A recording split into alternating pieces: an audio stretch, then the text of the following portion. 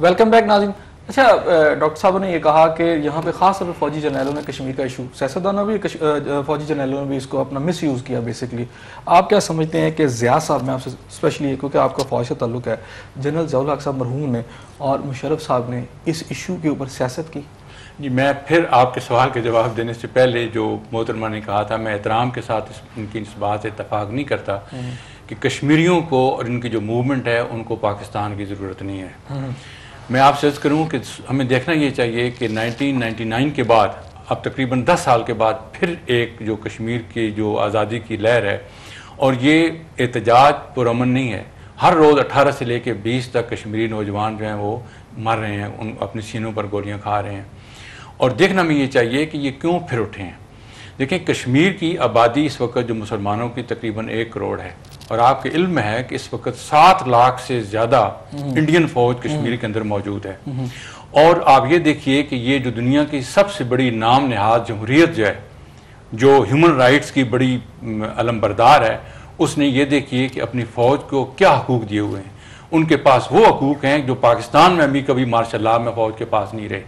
وہ بغیر وارنٹ کے ہر گھر میں داخل ہو سکتے ہیں، ہر جو چاہیں وہ کریں وہ کر سکتے ہیں، ان کو کوئی روکنے والا نہیں ہے، اور ان کے اوپر کسی عدالت کو یا کسی بھی آرگنائزیشن کو جواب دہ نہیں ہے. تو جب کشمیر میں 7 لاکھ فوج کو یہ بہیمانہ اور انہیومن ان کو حقوق ملے ہیں اور ان کی زد مائیں، تو کشمیری اس ظلم کی وجہ سے اٹھ کھڑے ہوئے ہیں. اچھا، دوسرا خاص 2 جرنیلوں کے دور میں کشمیر کے اوپر بہت زیادہ ڈپلومیسی بھی ہوئی اور بہت زیادہ پالیسیاں مرتب ہوئی، ایک ضیاء صاحب کے دور میں اور ایک مشرف صاحب کے دور میں. میں یہ جاننا چاہ رہا ہوں، انہوں نے کہا کہ پاکستان کے فوجی جرنیلوں اور سیاستدانوں نے اس ایشو کو، جو کشمیر کا ایشو ہے، اس کو اپنے سیاسی مقاصد کے لیے استعمال کیا. آپ اس سے ایگری کرتے ہیں؟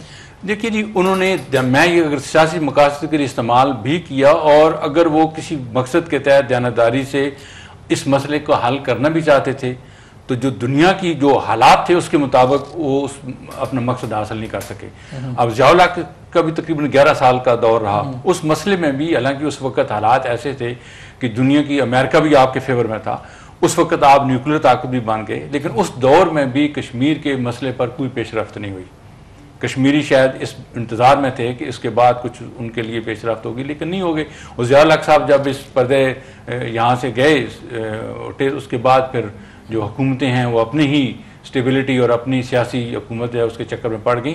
تو میں یہ کہتا ہوں کہ دیکھیں جی، یہاں پر کشمیر کے اوپر ہم یہ نہیں کہتے کہ لوگوں نے یہاں پہ آئیڈیاز امریکہ نے مختلف موقعوں پر پھینکنے کی کوشش کی ہے. آپ کو علم ہوگا کہ اس وقت کوئی 1994 کی بات ہے کہ یہاں پہ میڈیا میں ایک بات کی گئی جی کہ کشمیر کا ایک حل یہ بھی ہے کہ کشمیر کی ویلی کو انڈیپینڈنٹ کر دیا جائے اور جموں کا جو علاقہ ہے وہ انڈیا کو دے دیا جائے، باقی جو ہے پاکستان لے لے.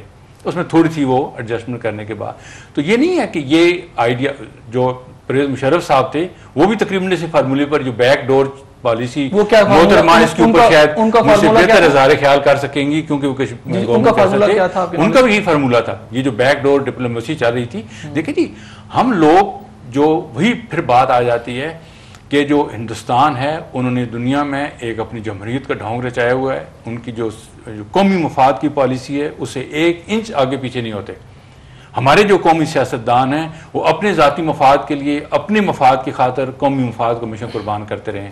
جب بھی آتا ہے بات تو وہی ہوگی جو ڈاکٹر صاحب کہہ رہی ہیں کہ ہمارے فارمولہ یوز کریں. جی جی، اچھا ڈاکٹر فارمولہ لے کے ہر بندہ آ جاتا ہے. ڈاکٹر صاحب میں آپ سے جاننا چاہوں گا کہ کیا ایک طبقہ ایسا ہے جو یہ کہتا ہے کہ افغانستان جو وار تھی، پاکستان کی حکومت کا جو فیصلہ یہاں سے مجاہدین بھیجنے کا وہ درست نہیں تھا ضیاء صاحب کے دور میں. وہ جو افغان وار تھی وہ پاکستان کے اندر دہشت گردی لائی، اور آج جو پاکستان جن حالات سے گزر ہے، جس میں ہمارا سب سے بڑا مسئلہ ٹیرورزم بنا ہوا ہے، اس کی ایک بنیادی وجہ تھی. ایک طبقہ فکر یہ بات کرتا ہے. ایک بات یہ بھی کہی جاتی ہے کہ ضیاء صاحب کے دور کے اندر ایک انڈرسٹینڈنگ تھی پاکستانی حکومت کے دوران، پاکستانی گورنمنٹ کے ساتھ اور امریکہ کے درمیان، کہ جیسے ہی افغانستان سے مجاہدین فارغ ہوں گے، وہ اوور کم ہوتا ہے سارا جہاد، ہم اس میں ریزلٹس نکل آتے ہیں، تو یہ جو مجاہدین ہوں گے انہیں اٹھا کے کشمیر میں ڈالا جائے گا تاکہ کشمیر کو بھی آزاد کروایا جا سکے. کیا ایسی کوئی انڈرسٹینڈنگ پاکستانی حکومت اور امریکہ کے درمیان تھی؟ آپ جی ابھی اس پروگرام کا اتنا حصہ آپ نے اس پہ گزارا ہے اور یہ باتیں آپ نے ناظرین کو بتائی ہیں کہ امریکہ جو ہے وہ کبھی ہمارے مفاد کی بات نہیں کرے گا، بالخصوص کشمیر پہ نہیں کرے گا.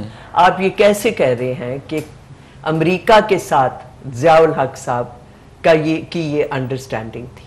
ہاں یہ آپ ضرور کہیے کہ جس وقت وہاں پہ فریڈم فائٹرز تھے جن کو مجاہدین کہا جاتا تھا، ان میں کشمیری بھی تھے، بہت کشمیری تھے. اور اگر کشمیریوں نے وہاں سے فراغت پا کے، اگر کشمیریوں نے اپنے کشمیر تو ایک ہے، وہ لائن آف کنٹرول ہے، یو این کی ہے، اور اگر ہندوستان ہر درمی کرتا ہے تو اگر وہ کشمیریوں نے جو مجاہدین تھے، اگر انہوں نے اپنے کشمیری بھائیوں کے ساتھ اپنے اس سٹرگل میں اگر وہ شامل ہوئے تو کوئی ایسی بات نہیں.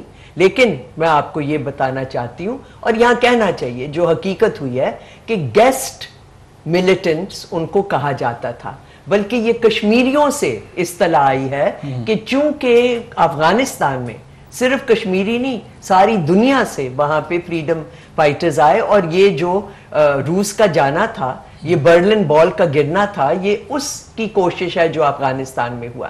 گیسٹ ملیٹنٹس بھی وہاں گئے جن کو نہیں جانا چاہیے تھا.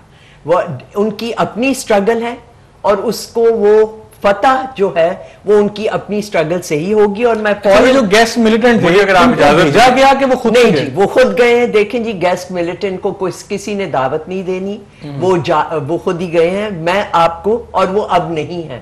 اب میں آپ کو ایک اور بات جو کہ بار بار آ رہی ہے، آپ نے پروگرام شروع کیا ہال بروک سے اور کہا کہ وہ یہ کہتے ہیں کہ دہشت گردی ہے. میں جی سب سے پہلے تو آپ کو یہ بتانا چاہتی ہوں کہ ہال بروک کا جو مینڈیٹ ہے نا وہ ہندوستان پہ ہے ہی نہیں.